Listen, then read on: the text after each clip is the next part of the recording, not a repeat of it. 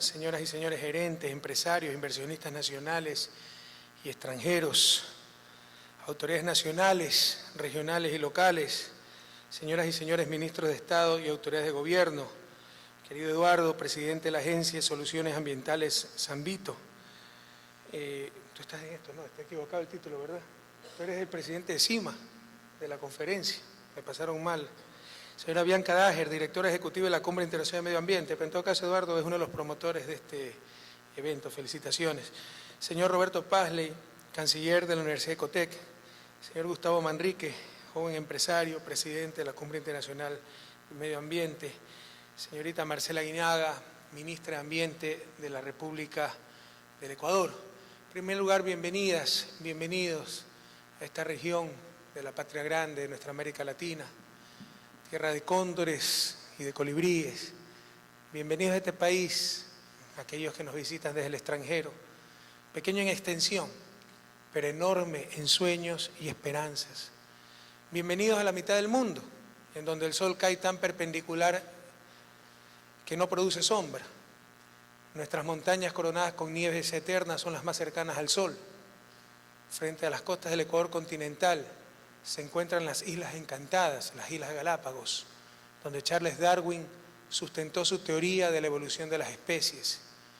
Nuestra selva amazónica forma parte del más grande pulmón del planeta. Allí se puede encontrar en tan solo 1 hectárea de terreno más especies de árboles que en toda América del Norte. En este fascinante país vivimos 14 millones de seres humanos, entre ellos también 14 nacionalidades indígenas, afrodescendientes, montubios de la costa, cholos, todos herederos de culturas milenarias, con muchas lenguas aborígenes, inmensos saberes ancestrales, por lo que Ecuador, con su nueva Constitución de 2008, fue declarado país plurinacional y multicultural. Gente hermosa y única, con todos los colores en la piel, con el alma abierta a las hermanas, a los hermanos de la tierra. Gente cariñosa que por mi intermedio les da la bienvenida y les invita a que se sientan como en su casa. Felicitaciones a los organizadores de este evento y al sector privado por esta iniciativa. Como decía algunos meses, inaugurando en esta misma ciudad el Business Forum Latinoamérica de la Asociación de Industriales de Latinoamérica, AILA, cuyo tema central era la complementación pública-privada para el desarrollo sostenible. Una de las peores crisis de la región en las últimas décadas fue la crisis de pensamiento. Tuvimos miedo hasta de pensar, de proponer. Aceptamos sumisamente lo que nos decían de afuera. Tal vez el ejemplo más palpable de este colonialismo intelectual fue el mal llamado consenso de Washington. Consenso del cual ni siquiera participamos los latinoamericanos, pero en función del cual se desarrollaron todas las políticas públicas en América Latina en las últimas décadas. Imagínense qué esperanza da ver industriales discutiendo la complementación pública-privada para el desarrollo sostenible, cuando hasta hace unos años el fundamentalismo decía que no se requería sector público, que mientras menos Estado haya, mejor. Barbaridades que no resistían el menor análisis, que eran más cercanas a la religión que a la ciencia, pero en función de eso actuó América Latina durante décadas. Hoy América Latina se atreve nuevamente a pensar. ¿Y qué mejor que el sector público y privado juntos, con la academia, con ONGs, traten este tema tan importante como es la preservación del único planeta que tenemos? Juntos, porque los bienes ambientales normalmente son lo que llamamos en economía bienes públicos, al ser de libre acceso y consumo colectivo. Esto significa que no tienen precios explícitos. Un tractor que nos vende un país del norte, si no pagamos por ese tractor no podemos acceder al tractor. Pero los países del norte acceden al aire puro que genera nuestra selva amazónica y no se los podemos impedir. Como el tractor tiene capacidad de exclusión o no es de libre acceso, para disfrutar ese tractor tengo que pagar una compensación, un precio. Para respirar el aire puro, que probablemente tiene mucho más valor que el tractor, no tienen que pagarnos absolutamente nada porque es de libre acceso. Entonces los bienes públicos no tienen precios explícitos, aunque sí, en algunos casos, un altísimo valor. Una cosa es valor, otra cosa es precio. Y ese es uno de los problemas fundamentales de la economía de mercado. En principio, todo lo que tiene valor tiene precio. Perdón, todo lo que tiene precio tiene valor, pero no todo lo que tiene valor tiene precio. Y con algunas distorsiones de la economía del mercado, como mala distribución del ingreso, puede haber altísimos precios para cosas con muy bajo valor y precios muy bajos o incluso ningún precio para cosas de alto valor. Y de esas no se preocupa el mercado. Y la otra característica de los bienes públicos es que una vez generados, todos podemos disfrutarlos en igual medida. El aire puro de la Amazonía lo puede disfrutar cada ecuatoriano, peruano, colombiano, norteamericano, y no es que el consumo del uno le perjudica al otro. Es como un paisaje, que lo vean 1, 10, 15, 100 personas, no perjudica al otro que ya lo estaba viendo, son bienes de consumo colectivo. Esas son las características normales de un bien ambiental. Libre acceso, consumo colectivo, lo que lo define como un bien público. Estos bienes públicos no se pueden resolver con la lógica de mercado, no se pueden resolver con el individualismo. Se resuelven con acción colectiva y por eso es tan importante que el sector privado, sector público, academia, ONGs actúen juntos en función de preservar estos bienes. Es precisamente por ello, como ya les mencioné, que la economía de mercado no se ha preocupado y no lo podrá hacer por sí sola de esta clase de bienes. Se requiere, insisto, de acción colectiva. Esto es precisamente Kioto. El protocolo de Kioto, que todos tal vez conocen, una mezcla de acción colectiva, regulación y control, con mecanismos de mercado, que ha buscado un mejor balance ambiental por medio del otorgamiento de los llamados bonos de carbono a proyectos que ayuden a reducir las emisiones de gases de efecto invernadero. Los bonos, uno de los 3 mecanismos de reducción de emisiones propuestos por el protocolo de Kioto del año 1997, son transables, se pueden vender, comprar, y cada uno representa el derecho a emitir 1 tonelada de dióxido de carbono. Sin embargo, pese a que tal vez este es el más importante avance de la economía de mercado, con acción colectiva, regulación y control, con acuerdos vinculantes, pese a que esto es uno de los más importantes avances de la economía de mercado, para tratar de enfrentar este problema, de cuidar, generar, asignar óptimamente bienes ambientales, es todavía totalmente insuficiente. Y se ha reconocido que los incentivos de Kioto fueron, insisto, insuficientes, ineficientes e incluso injustos. Por ejemplo, en temas de reforestación, el sistema premiaba a los países que reforestaban, pero impedía compensar a los países que no habían deforestado y cuyos bosques ya estaban contribuyendo al almacenamiento de carbono. De tal forma que el mayor incentivo para un país que no había deforestado era cortar el bosque, vender la madera, después reforestaba y ahí sí me compensaban de nuevo, ganaba por partida doble, ¿verdad? Entonces eran incentivos, lo que llamamos economía, algunos incentivos perversos. Por ello actualmente se discute, por ejemplo, el mecanismo REDD+, reducción de emisiones por deforestación y degradación de bosques en países en desarrollo. Esto se discutió profundamente en la última cumbre de Naciones Unidas en Cancún, para compensar a los países en desarrollo por el valor del carbono almacenado en sus bosques, para evitar de esta forma la deforestación y dar un atractivo financiero a la conservación y al manejo forestal sostenible, así como al incremento de los reservorios de carbono. Aunque son pasos importantes, los cuales apoyamos totalmente, esto es todavía insuficiente, ineficiente e incluso inconsistente. Son remiendos ante la ausencia de un concepto que globalice, que integre, que defina exhaustivamente qué es lo que hay que compensar. Estamos dando parches. Se nos olvidó esto, ponlo en la lista. Pon esto también. El bosque en pie también hay que compensarlo. Esto también, esto no. No hay el concepto globalizador. La idea de compensar la deforestación evitada, así como la forestación, la reducción de emisiones por la construcción de una hidroeléctrica, etcétera, deben ser incorporadas en un concepto global que nos defina qué es lo que hay que compensar. Y ese concepto es el de emisiones netas evitadas, concepto que el Ecuador presentó al mundo en la 16ª Conferencia de las Partes de la Convención Marco de las Naciones Unidas sobre Cambio Climático, realizada en Cancún, México, en diciembre pasado. Las emisiones netas evitadas, N, son las emisiones que, pudiendo ser realizadas en la economía de cada país, no son emitidas, o las emisiones que, existiendo dentro de la economía de cada país, son reducidas. Por lo tanto, es el balance neto el compensable. El concepto permite conciliar las compensaciones iniciales de Kioto, así como del mecanismo RED.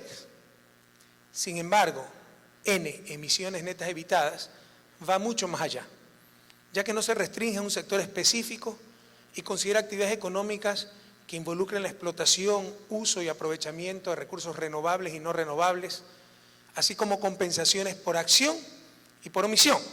Acción, reforestar. No tengo la obligación de reforestar, por hacer una acción a la que no estoy obligado, recibo compensación. Omisión, dejar el bosque en pie. Tengo el derecho de talar el bosque, pese a ese derecho, no lo utilizo, dejo el bosque en pie, soy compensado por eso. Entonces, se compensan también acciones u omisiones.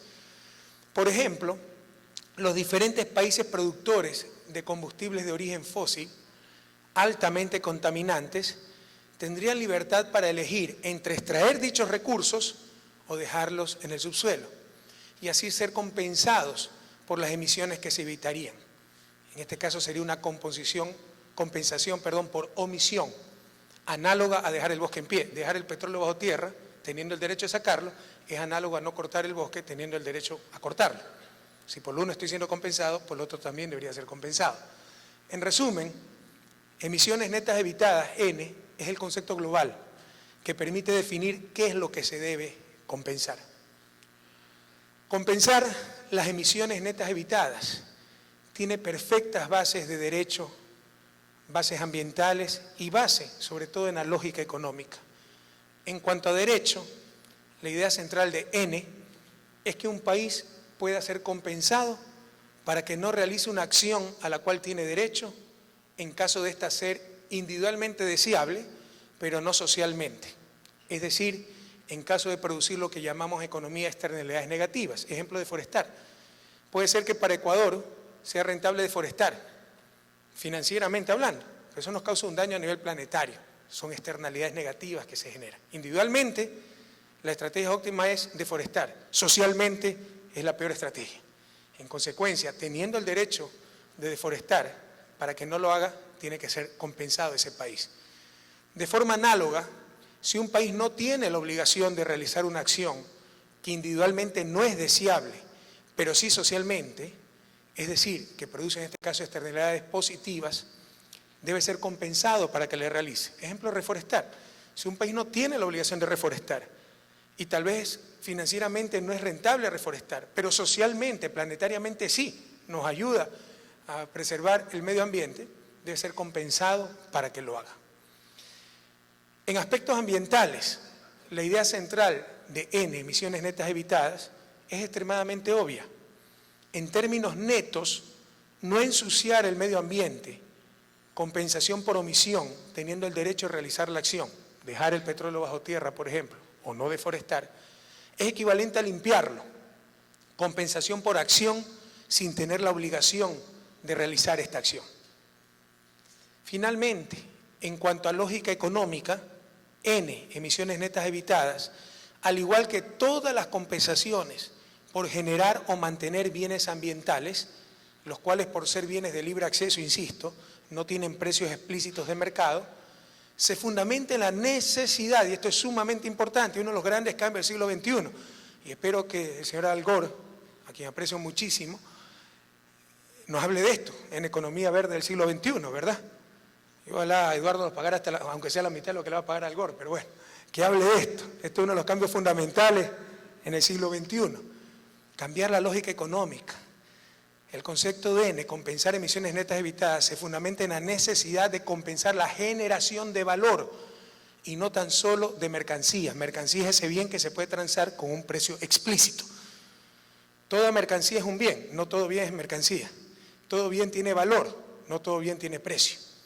y lo que debemos es generar bienes para satisfacer necesidades, es decir, valor. Ese es el gran desafío de la economía y la gran deficiencia de la economía de mercado, que no necesariamente de lo que trata la economía de mercado, o básicamente, no esencialmente de lo que trata la economía de mercado, es la generación de valor, sino tan solo la generación de mercancías. Aquí tenemos un ejemplo, los bienes ambientales. Es un bien, como su nombre indica, pero no es mercancía, no tiene precios explícitos. El gran desafío de la economía del siglo XXI es buscar mecanismos que compensen no solo la generación de mercancías, sino la generación de valor, para así lograr la maximización del bienestar social y un desarrollo sostenible. Si se amplían los incentivos de Kioto hacia las emisiones netas evitadas, además de los objetivos de cambio climático, se podría dar un giro revolucionario en los intercambios internacionales, al permitir convertir muchos países, sobre todo los que están en vías de desarrollo, de economías extractivistas a exportadores de servicios ambientales. Y aquí una idea fuerza fundamental que también dijimos en Cancún. La conservación en países pobres no será sostenible si ésta no genera claras y directas mejoras en el nivel de vida de la población.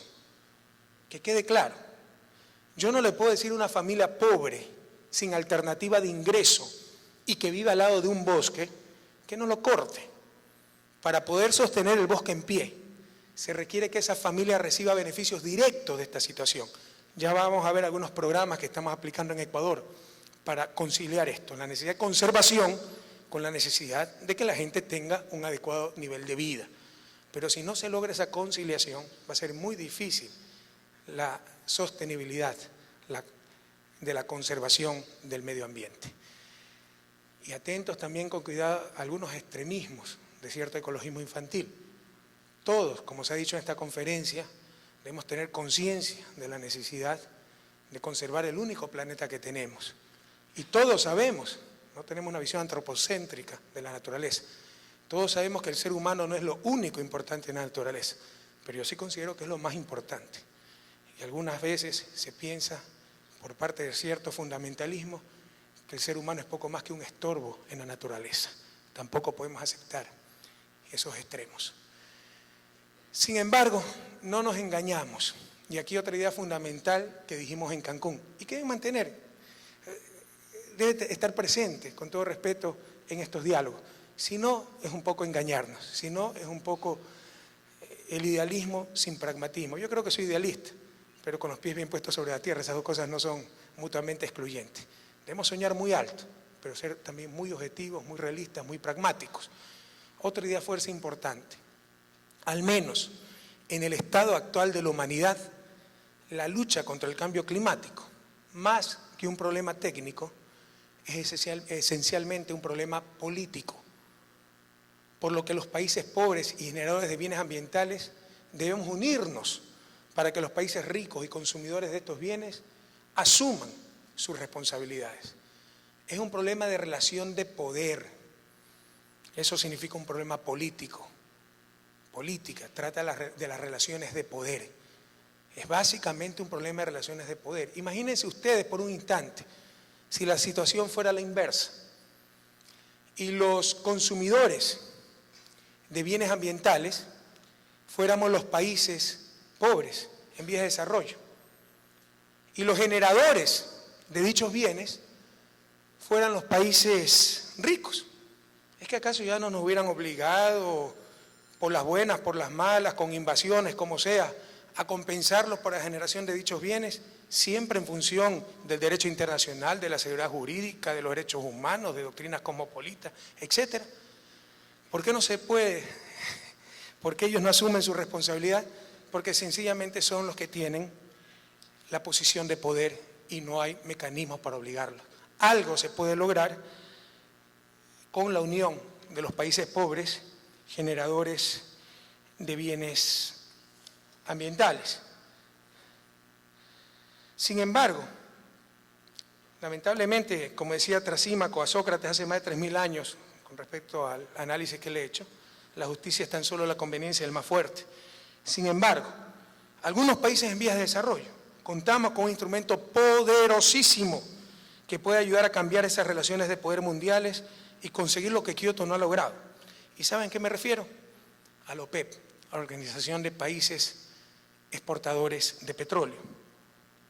En la tercera cumbre de presidentes de la OPEP, en Riad, Arabia Saudita, en noviembre de 2007, cuando el país, después que en los años 90 se retiró unilateralmente de la OPEP, cuando el país regresa a la OPEP, Ecuador planteó, entre otros, en esa cumbre, la aplicación de un impuesto a las exportaciones petroleras, el llamado impuesto Daly, en honor al profesor que por primera vez planteó esta clase de impuesto. Esta propuesta fue presentada también, nuevamente, en la cumbre extraordinaria de la OPEP realizada en nuestro país el 11 de diciembre pasado. El poder de la OPEP, estamos aquí hablando de cuestiones pragmáticas, podemos hacer lo que ustedes quieran, inmolarnos, etcétera, ¿verdad? Quemarnos al frente de la Embajada de Estados Unidos, que mientras ellos sean los que consuman bienes ambientales y nosotros generemos esos bienes ambientales, y esos bienes ambientales sean de libre acceso, muy difícilmente van a restringir su consumo de bienes ambientales y peor aún van a compensar a los generadores de esos bienes.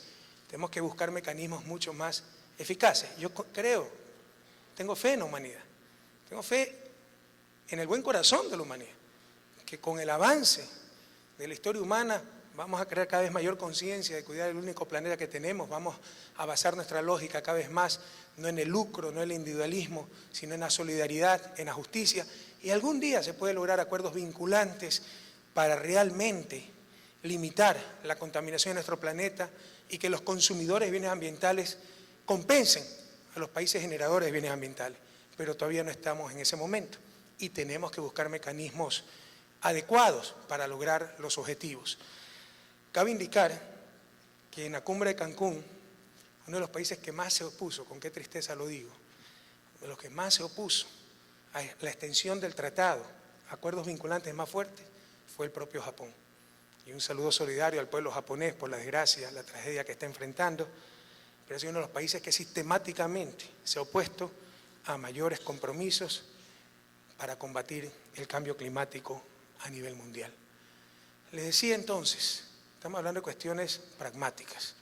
En el estado actual de la humanidad, gritemos lo que gritemos, hagamos las convenciones que hagamos, se avanza muy poquito, porque en el fondo están relaciones de poder. ¿Quiénes son los consumidores de bienes ambientales y quiénes son los generadores? Si la situación fuera la inversa, les insisto, hasta nos hubieran invadido para que compensemos a los países generadores de bienes ambientales. Pero no es así, son los pobres los que generamos bienes ambientales. Pero hay un instrumento importante del cual Ecuador forma parte, el cual Ecuador y otros países pueden utilizar, y es la Organización de Países Exportadores de Petróleo. El poder de la OPEP nos da inmensas oportunidades para incidir positivamente en la historia de la humanidad. Y esto ha sido tremendamente subestimado. Son iniciativas que Ecuador está en su política exterior impulsando con mucha fuerza. La OPEP podría convertirse en el gran coordinador mundial para la lucha contra las emisiones de CO2. OPEP, frente a la reticencia de los países emisores de gases de efecto invernadero y culpables del cambio climático, puede y debe ser el poder que incline la balanza a favor de la sostenibilidad del único planeta que poseemos. Es cuestión de poder, insisto, y la OPEP tiene la fuerza para hacer el bien, la oportunidad histórica para mostrar un liderazgo global en asuntos de sostenibilidad. Siguiendo el esquema de Kioto, las actuales políticas internacionales de cambio climático se han centrado en el mercado de emisiones, de aplicación de mecanismos de desarrollo limpio, los MDLs, y la promoción del mercado voluntario de carbono, en lugar de enfrentar el núcleo, la fuente, la raíz del problema, la quema de combustibles fósiles. Aplicando un impuesto, como lo propusimos en Riad, a las emisiones de dióxido de carbono en la fuente de esas emisiones, es decir, las exportaciones de petróleo, se lograrían aspectos de justicia económica, ya que los países importadores gravan la importación de petróleo en perjuicio de los exportadores. Pero sobre todo, se lograría justicia climática, al lograr que los consumidores de petróleo paguen más por las emisiones que van a producir. Con el primer impuesto mundial al carbono, la OPEP, el impuesto daily, como mencioné, la OPEP lograría de forma más eficiente y justa lo que Kioto no ha logrado, que los generadores de emisiones de CO2 internalicen, asuman los efectos de sus acciones. Por supuesto, esta es solo la primera parte del mecanismo. Con los ingresos obtenidos, se podría crear un Fondo Mundial de Compensación, Mitigación y Adaptación, que en primer lugar compense por los efectos del impuesto a los países pobres importadores de petróleo, básicamente a través del financiamiento de programas de reducción de la pobreza. En segundo lugar, financie la reducción de los gases de efecto invernadero por medio de investigación y desarrollo tecnológico, diversificación de la matriz energética, etcétera. Roberto nos ha dado una visión bastante tremendista sobre el futuro, incluso de corto plazo de la humanidad. Mucho de ello está en el libro Una verdad incómoda, de Al Gore. Yo no soy tan pesimista en cuanto al futuro, les insisto. Creo en el corazón del ser humano y en la inteligencia del ser humano. Y existen tecnologías experimentales donde limpiando el agua se genera energía. Es claro que en el estado actual de la ciencia y tecnología, tratar de generalizar lo que hoy se conoce como desarrollo implicaría tener unos 5 planetas, porque los recursos de un planeta no alcanzarían. Pero con el avance científico y tecnológico se puede, con mucho menos, lograr mucho más. Y ahí baso muchísimo mi esperanza en el futuro del planeta. Esto no significa ser imprudente, no tomar las acciones que se tengan que tomar, por supuesto que hay que hacerlo. Sin embargo, creo que hay luces de esperanza confiando en el cerebro y el corazón humano. Pero es necesario poner manos a la obra. Por ejemplo, con este fondo, fomentar la diversificación de la matriz energética, desarrollo tecnológico, etc. Y en tercer lugar, este fondo, que ayuda a los países pobres a enfrentar los efectos del cambio climático en aspectos tales como control de inundaciones, gestión de riesgos, etc. Haciendo un paréntesis, ya que lo mencionó Roberto, nos debemos sentir muy contentos los ecuatorianos el día viernes frente al peligro de una tragedia de magnitudes. Creo que el país actuó extraordinariamente bien y hemos avanzado muchísimo en cuanto a la reacción frente a potenciales riesgos. Se evacuaron casi 250.000 personas en pocas horas sin absolutamente ningún incidente. Debemos sentirnos orgullosos los ecuatorianos de estos avances, por supuesto, todo es perfectible. Gracias a Dios no pasó mayor cosa, sí hubo fuertes marejadas, pero no hubo muertes que lamentar, y esto nos sirvió como un gran ensayo para perfeccionar aún más los mecanismos de evacuación y de reacción frente a esta clase de desastres. Insisto, con el poder de la OPEP se puede hacer muchísimo más que Kioto y que las Naciones Unidas para la sostenibilidad del planeta. Con la producción de la OPEP y los precios actuales del crudo, un impuesto tan solo del 5% sobre el valor de las exportaciones petroleras generaría más de 40.000 millones de dólares anuales. La OPEP sentaría un precedente único al dar respuestas efectivas a los desafíos más importantes del siglo XXI, la pobreza, el cambio climático y el desarrollo sostenible. Como verán, Ecuador está liderando a nivel mundial propuestas revolucionarias. Créannos que no nos interesa liderar absolutamente nada, ya tenemos suficiente trabajo con el cambio nacional. Sin embargo, si podemos aportar en algo, bienvenido sea. Y estamos liderando a nivel mundial propuestas realmente revolucionarias. Y no nos quedamos en las palabras. Muchos de ustedes conocen la iniciativa Yasuní ITT, Ispingo, Tambococha, Tiputini, las reservas más grandes comprobadas del Ecuador de petróleo, que busca esta iniciativa dejar bajo tierra un 20% del total de nuestras reservas de petróleo, reservas que se encuentran en una de las áreas más biodiversas del planeta. Queremos dejar en el subsuelo esas reservas, pero a cambio de una contribución de los países desarrollados por las emisiones netas evitadas. Los que conocen la iniciativa Yasuní ITT ya habrán comprendido perfectamente que con el concepto de emisiones netas evitadas encaja perfectamente el Yasuní ITT, ya que al dejar el petróleo bajo tierra, omitir nuestro derecho a sacar el petróleo, renunciar a ese derecho, también evitamos lanzar a la atmósfera más de 400 millones de toneladas de CO2. Como manifestó nuestro querido amigo Miguel de Escoto, en ese momento presidente de la Asamblea General de las Naciones Unidas, la iniciativa Yasuní ITT es la propuesta más concreta de la historia para bajar de la retórica a los hechos en cuanto a la lucha contra el cambio climático. las ganancias que nos daría ese campo en valor presente a los actuales precios actuales superarían los 7 billones de dólares. 7.000 millones de dólares que bien necesita un país como Ecuador para su desarrollo, para sus carreteras, para sus hidroeléctricas, para sus colegios, para sus hospitales.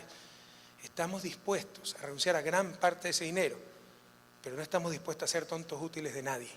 Así que exigimos corresponsabilidad de la comunidad internacional bajo un concepto perfectamente lógico, claro, como es el de emisiones netas evitadas. No explotar ese petróleo, además de preservar una zona de altísima biodiversidad, evitaría enviar a la atmósfera más de 400 millones de toneladas de CO2 al precio actual de los bonos de carbono. Son miles de millones de dólares que pedimos, al menos la mitad de lo que vamos a dejar de recibir, pedimos que compense la comunidad internacional para hacer ese inmenso sacrificio por parte del país, porque esto debe estar muy claro. El principal contribuyente en la iniciativa Yasuní-ITT es el Ecuador. Lo que más nos conviene financieramente es sacar ese petróleo. Queremos corresponsabilizarnos por algo que no es nuestra responsabilidad estrictamente hablando, que es el cambio climático, la contaminación a nivel mundial, pero exigimos también corresponsabilidad de los que sí son culpables de ese cambio climático. Y esto debo insistir, porque algunas veces se enfoca la ayuda de los países desarrollados como limosna, caridad, poniendo condicionamientos, etcétera. Eso no va a aceptar el Ecuador. Aquí no estamos hablando de caridad, no somos mendigos. Estamos haciendo una propuesta donde los principales contribuyentes somos los ecuatorianos y exigimos la corresponsabilidad de esa comunidad internacional.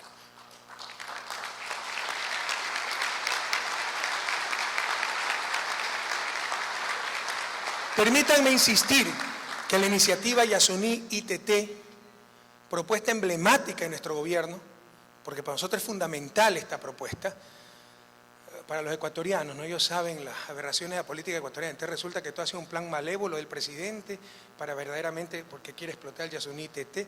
Si yo quería explotar el Yasuní-ITT, ¿para qué me hice tanto lío, no? ¿Para qué he perdido tanto tiempo? Pero cuando se actúa con mala fe, cualquier cosa es creíble, ¿no? En todo caso, es una propuesta emblemática de nuestro gobierno, es una propuesta de las principales, las fundamentales, a las que más cariño, más fe le hemos puesto. Y se sustenta, como les decía, en el concepto de emisiones netas evitadas. Pese a nuestro derecho a explotar el petróleo, dejándolo bajo tierra se estaría evitando enviar a la atmósfera, insisto, más de 400 millones de toneladas de CO2 y por ello requerimos ser compensados. Los recursos obtenidos, los cuales se depositan en un fideicomiso administrado por el Programa de las Naciones Unidas para el Desarrollo, irán a proyectos de mitigación y adaptación, es decir, para incluso ser mucho más eficientes en el cuidado de nuestro medio ambiente y obviamente prepararnos para los efectos del cambio climático. Un ejemplo de aquello fue el día viernes, ¿no? Todo eso es muy costoso, mecanismo de coordinación, lucro cesante, etcétera. Adaptarnos frente a los riesgos que implica el cambio climático. También es importante recalcar, insisto, porque esto es una idea central y no hay dónde perderse, que el principal contribuyente es el propio Ecuador, porque para el país lo más conveniente en términos financieros es explotar el petróleo. Y vaya si nos hacen falta esos billones de dólares para el desarrollo del país. Además, estamos hablando, como les mencioné anteriormente, de la región más megadiversa del planeta, donde en una hectárea de terreno pueden encontrar más diversidad de árboles que en todos los Estados Unidos y Canadá juntos, y en la cual aún habitan pueblos en aislamiento voluntario. Los tagaeri, los taromenani, ¿no? Además de los usuarios de Alegro, ¿no? Aislamiento voluntario. Después les explico el chiste. Cabe indicar que Ecuador es el país megadiverso más compacto del mundo y uno de los pocos países del mundo que aún mantiene grupos humanos no contactados. Cuidado, que esto que debería ser motivo de apoyo, de orgullo mundial, de solidaridad, es un motivo de problemas para el país, porque nos vienen demandando en la Corte Interamericana de Derechos Humanos porque cortamos un arbolito a 200 kilómetros donde pasan los tagaeri y taromenani, entonces estamos causando un genocidio, etcétera, ¿no? Esas lógicas tienen que cambiar, por el amor de Dios. Si no, nuevamente los incentivos perversos. Lo mejor hubiera sido desaparecer todos los grupos no contactados y los países, la gran mayoría de países del mundo, que han desaparecido sus grupos ancestrales y que no querían estar en contacto con el mundo moderno, no tienen ningún problema. Y lo que sí hemos conservado esos grupos y damos todas las protecciones del caso, a cada rato tenemos demanda en la Corte Interamericana de Derechos Humanos y en 500.000 cortes más. Esas lógicas tienen que cambiar. No es justo lo que está pasando. En estos días, entre otros de los logros que tiene el país más que el gobierno, y ese bajar de la retórica a los hechos, nuestra empresa pública de todos los ecuatorianos, Petroamazonas, acaba de recibir el Premio Internacional por el mejor proyecto de producción sustentable de energía en la región, en América Latina.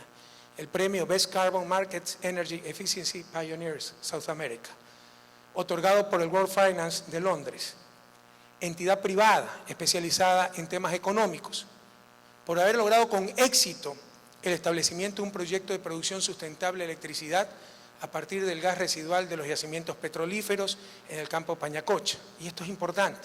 El gas se quemaba, contaminaba. En lugar de quemarlo y contaminar, ahora lo utilizamos para generar energía. No contaminamos y nos beneficiamos. Fíjense cómo los desperdicios de sus productos pueden ser recursos. Ya me referiré a eso más adelante también. El campo Pañacocha es el único proyecto petrolero iniciado por este gobierno y ya terminado, ya está en marcha y gana premios internacionales. Esto es un mensaje para todos los ecuatorianos, sobre todo para los de la Amazonía, a recuperar la confianza. Sé cómo la explotación petrolera dejó tanto dolor, tanta injusticia, tanta contaminación en Amazonía, pero esa fue la anterior explotación petrolera. La explotación petrolera de la nueva época que vive el país gana premios internacionales por preservación del medio ambiente y uso eficiente de los recursos. A recuperar la confianza que se puede hacer bien las cosas en nuestro país.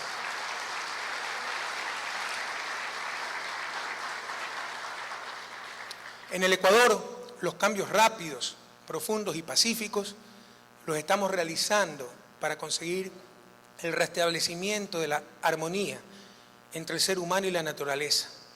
Y para ello contamos ahora, como ya también se mencionó, con la constitución más verde del planeta, que otorga derechos a la Pachamama. Pachamama es el nombre quichua de la naturaleza, aunque va mucho más allá de la naturaleza. No es solo la naturaleza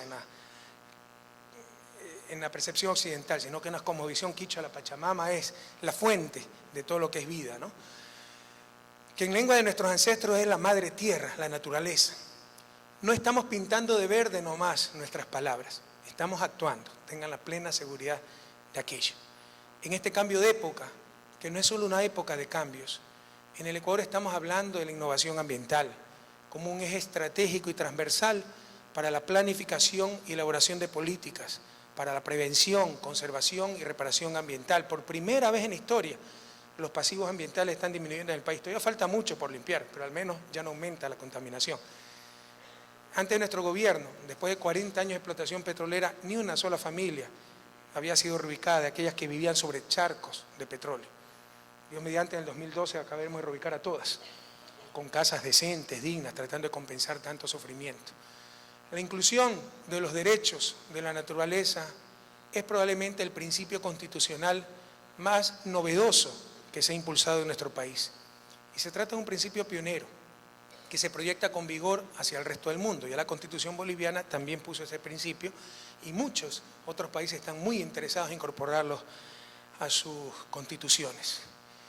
El Plan Nacional del Buen Vivir ha sido la directriz de la gestión innovadora. Hemos iniciado por primera vez en un país de Sudamérica el cálculo del Producto Interno Bruto verde. México es el país más cercano que ha llevado este proceso por más de 10 años. El PIB verde es una metodología de cuentas nacionales, económicas y ecológicas que incorpora datos sobre degradación y agotamiento de recursos naturales en los valores de producción de bienes y servicios del país. Es lo que les decía, al no tener los bienes ambientales precios explícitos de mercado, no se los contabiliza y no significa que no se los consuma. Y de repente una actividad económica puede aparecer como rentable y que agrega valor cuando en realidad está destruyendo valor, sencillamente porque no se está contabilizando el consumo o destrucción de bienes ambientales porque no tienen precios explícitos. El PIB verde calcula con diferentes metodologías el precio monetario de esos bienes ambientales y los incorpora al cálculo del PIB. Y ahí cambia dramáticamente los resultados, ¿verdad? Muchas actividades que puedan parecer como rentables económicamente, en realidad no lo son si se contabiliza adecuadamente todo el consumo de bienes. Porque todos son bienes que se consumen, que tengan precios o no, es irrelevante. Lo que hay que contabilizar es el consumo de bienes y compararlos con la generación de bienes, la generación de valor. Pero muchas veces es más lo que se consume que lo que se genera. Permite contabilizar los impactos negativos que generan las actividades económicas a nivel ambiental para tomar medidas de prevención y remediación. Es decir, ajustar ambientalmente al Producto Interno Bruto. El realizar el cálculo del PIB verde responde también a lo que dicta nuestra Constitución y Plan Nacional del Buen Vivir, que establecen la necesidad de indicadores que permitan conocer en detalle el diagnóstico del medio ambiente en economía ecuatoriana. En Ecuador tenemos, no todo es color de rosa, creo que se ha avanzado muchísimo, pero nadie se engaña. Tenemos de luego tareas ambientales pendientes, urgentes, una enorme cuenta por pagar con nuestras futuras generaciones. Les decía yo, por primera vez se está reduciendo la contaminación, pero todavía hay muchísima contaminación, tenemos que ir mucho más aceleradamente. Entre otras tareas pendientes, por ejemplo, el tratamiento de residuos sólidos. Estas tareas dependen de las decisiones y de la capacidad de gestión de todos, pero sobre todo a nivel de los gobiernos locales, de acuerdo a la Constitución, competencia exclusiva de los gobiernos locales. Palabra que nos puede desorientar un poquito, pues significa que la responsabilidad es básicamente ellos, pero en este sentido la responsabilidad es de todos, ¿no? Lanzar una botella de plástico a la calle, eso no es saber tratar los residuos sólidos y es responsabilidad de cada ciudadano. Pero es tarea, responsabilidad de acuerdo a la Constitución básica de los gobiernos locales, tarea que constan ya en la agenda de los ayuntamientos y que el gobierno de la Revolución Ciudadana está apoyando sin condiciones. Entendamos que esto no lo podemos hacer solos, que debe ser un esfuerzo de todas y de todos. De hecho, yo creo que es un error de la Constitución esto, porque las decisiones de los diferentes niveles de gobierno, las competencias de los diferentes niveles de gobierno, debe limitarse a cosas que afectan solo su ámbito de gobierno. Por ejemplo, si un mercado, si no cumple con las condiciones adecuadas, etcétera, bueno, afecta al cantón, ¿verdad? Pero en el caso de no tratar bien los residuos sólidos, afecta a toda la nación. Entonces, no puede ser una competencia exclusiva de los gobiernos locales, debe ser una responsabilidad de absolutamente todos los ecuatorianos, gobierno central, gobiernos locales, empresas privadas, academias, ciudadanos comunes, etcétera. Y aquí no hemos avanzado casi nada, lo dije muy claramente en un taller que tuvimos con la Asociación de Municipios del Ecuador la semana pasada, a la cual no llegó ni el 30% de los alcaldes del país, pese a que era con la presencia del presidente. Nos dijeron que era un mal día, miércoles de ceniza. No hay malos días, hay falta de voluntad, hay falta de prioridades, hay falta de disciplina. Estas cosas son urgentes y exigen esfuerzos. Y estas tareas se vinculan también a un cambio cultural, del cual nos habló Bianchi, me gusta escuchar eso, porque el cambio cultural tal vez lo más importante para el desarrollo y lo más difícil de lograr. Eso no se logra con decreto, se logra con concientización, con educación, con ejemplo de los dirigentes. Lo más difícil es el cambio cultural, pero somos optimistas. La conciencia ambiental crece día a día, se fortalece en los niños gracias a los programas de enseñanza y a la nueva actitud que el mundo demanda. El tratamiento adecuado de residuos sólidos nos debe llevar a una acción consistente e integral de reciclaje. Para el tratamiento de residuos tendremos que desarrollar toda clase de iniciativas viables, algunas de carácter artesanal, comunitario, doméstico. Es posible aprovechar los desperdicios, por ejemplo, para producir con métodos sencillos humus, abonos para jardines orgánicos, pero también tenemos que pensar en verdaderas industrias urbanas del reciclaje. Y aquí el sector privado tiene muchísimo campo de acción, buscando un legítimo fin de lucro y a la vez logrando el bienestar social, que es la clave de la teoría del mercado, ¿verdad? Cada quien buscando su propio lucro logra el mayor bienestar social, la famosa mano invisible de Adam Smith, que algunos dicen que es tan invisible que nadie la ha visto. Realmente esto tiene muchos cuestionamientos, pero algunas veces puede funcionar siempre y cuando esté adecuadamente regulado por las sociedades, porque el gran problema del mundo actual también y de la globalización neoliberal es que se ha querido crear mercados y no sociedades planetarias. Y las sociedades, vidas, personas se han convertido en una mercancía más sometidas al mercado. Ese es el gran error. Yo soy un crítico de la economía de mercado, Pero no soy tonto, porque yo no puedo negar un fenómeno económico como es el mercado. Pero una cosa es el mercado como amo y otra cosa el mercado como siervo. El gran desafío de la humanidad del siglo XXI, que va en concordancia con lo que decía hace un momento, ¿no? Compensar la generación de valor y no de mercancía, es que las sociedades dominen el mercado y no el mercado a las sociedades. En todo caso, aquí la empresa privada puede hacer muchísimo en cuestiones de reciclaje. Cambiar esa mentalidad de ver los desechos sólidos como un problema y verlos como un recurso. Países como Bélgica ya están generando 40% de su energía a partir de residuos sólidos. Acá, lejos de ser un recurso, es un problema que contamina, que afea, que genera enfermedades, etc. Esto debemos trabajar muy arduamente los ecuatorianos, es poco lo que se ha avanzado y hago un mea culpa con respecto a nuestro gobierno. A escala planetaria, el mayor problema, sin duda, es el calentamiento global por emisiones de carbono. A algunos les va a molestar, pero el primero que dijo esto fue Fidel Castro. El mayor problema planetario es el calentamiento global. Producto de la contaminación, no solo del territorio y las aguas, sino principalmente la atmósfera, en cuyo ciclo de regeneración juegan un papel fundamental la vegetación, los bosques. En este contexto, y en concordancia con el principio fundamental que le dije al inicio de esta intervención, que para que la conservación sea sostenible, debe repercutir, redundar en beneficios para la población. Si no, un país pobre es imposible decirle a la gente cuide el bosque, no extraiga, no explore, no tale. Tiene que la gente beneficiarse de esa conservación. Ese es otro de los desafíos en el caso ecuatoriano.